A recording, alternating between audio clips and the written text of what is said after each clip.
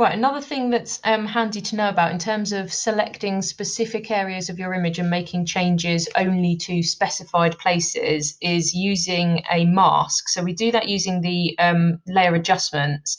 So what we've been doing here, we've been making image adjustments. We've been adding or removing or changing pixels on our image.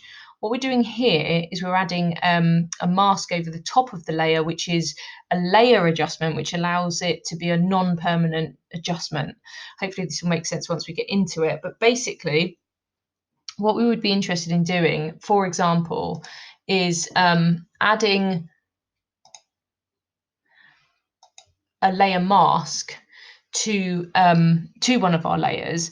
And what that does, if I go into the black tool and I just go into general brushes and I just get, actually I'll go for a soft brush because I want to be able to see a little bit of feathering here.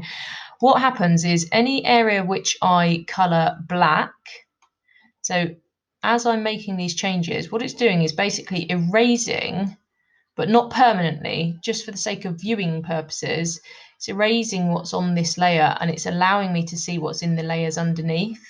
So it's really useful if we've got more than one layer and we want to see certain areas. And you can see the bits where I have added black, and you can tell when you're working on your image which bits you're painting black because you can see through them. Now, if I make my brush a bit bigger, this will happen a bit faster for the sake of demo, that's handy. So we might want to just keep certain areas with the vibrant colours, and we might want to keep some that are a little bit more true to life maybe. So what I've got here is I've got my masked off area, so anything that's masked off in black I can see through, and the area which remains white hasn't, I can't see through. So I can see through anything below this layer because it's got a mask on here. If I've made a mistake and I think, oh gosh, I've gone too far, or I didn't want to go do that bit, or maybe I want to have a little bit of a sort of glow going around my beach huts, I'm just going to use white. So this works with black and white. That's the only colours it works with. Black is the bits you can see through, white are the bits that you can't see through. So I can paint on areas to keep or remove through my layer masks.